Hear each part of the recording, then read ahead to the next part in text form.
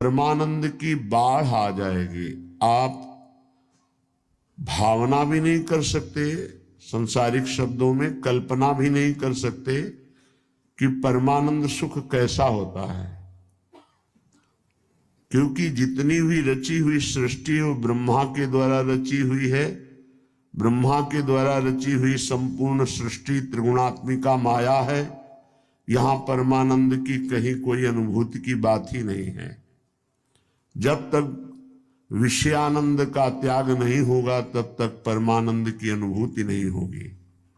जब तक ज्ञान नहीं होगा तब तक विषयानंद का त्याग नहीं होगा, या प्रेम नहीं होगा तब तक विषयानंद का त्याग नहीं होगा।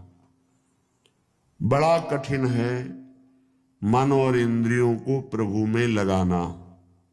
बातें बना लेना, प्रवचन कर लेना, प्रवचन सुन लेना, वाहवाही इकट्ठा कर लेना, खूब धन एकत्रित कर लेना, खूब नाना प्रकार के भोगों को भोगना, ये कोई खास बात नहीं है। ये स्वाप्निक है, ये एक अच्छा स्वप्न है, लेकिन जब जगेंगे तो खाली हाथ होंगे। स्वप्न का कोई भी वैभव, भोग, सामग्री, परिवार जागृत होने पर कुछ नहीं होता, कुछ नहीं, 100 का 100% झूठा। ऐसे ही ये जो ब्रह्मा के द्वारा रचा हुआ संपूर्ण संसार है, जब आप भगवदानंद का जरा भी अनुभव करेंगे तो जेहि जाने जग जाए हेराई, जागे जथा स्वप्न भ्रम जाई। जिस परमात्म तत्व को जान लेने के बाद संसार ऐसे गायब हो जाता है जैसे स्वप्न में नाना प्रकार के पदार्थ, अनुकूल प्रतिकूल, व्यक्ति अनुकूल प्रतिकूल देखा, पर जब जगे तो कुछ नहीं था। उमा कहूं मैं अनुभव अपना, सत हरि भजन जगत सब सपना। ये स्वाप्निक पूरा का पूरा जितना ब्रह्मा ने रचाया, आ ब्रह्म स्तंभ पर्यंतम सर्वम मायामयम जगत, सत्यम सत्यम पुनः सत्यम हरिर्नामैव केवलम। तिनके से लेकर ब्रह्मलोक तक जितना कुछ है सब जादू का तमाशा है, माया है। आ ब्रह्म भुनान लोकान पुनरावर्तिनो अर्जुन, हे अर्जुन इसमें मत फंसो।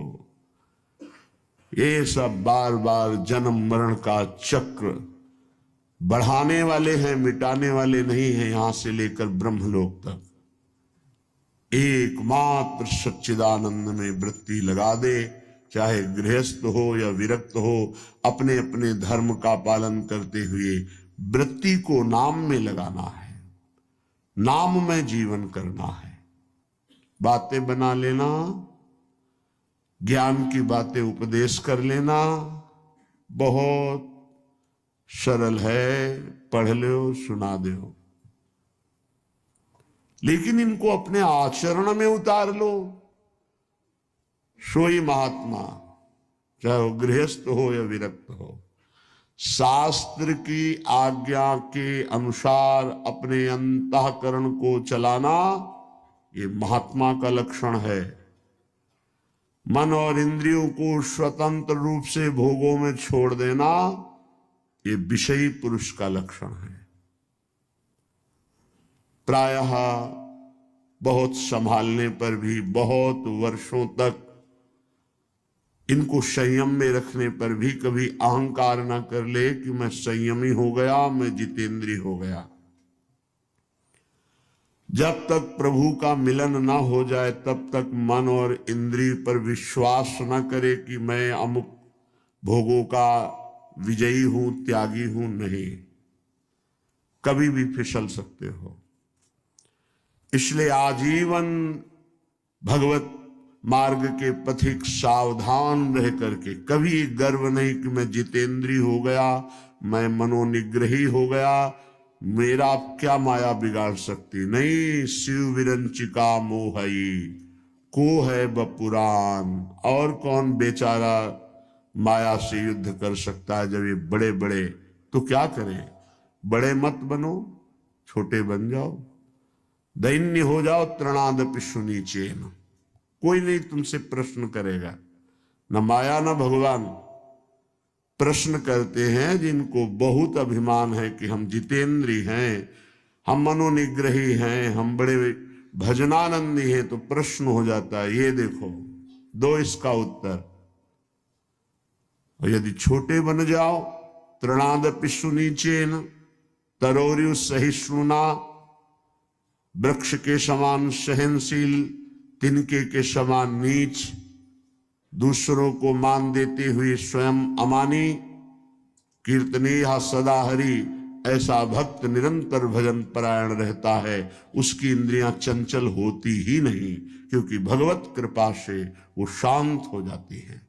इस रहस्य को समझिए। अमानिना मान देनो कीर्तनीय सदा हरि।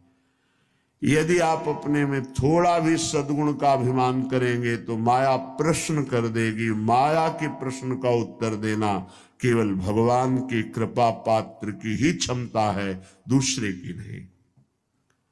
श्रीपाद कह रहे हैं कि हे हरि हे हरि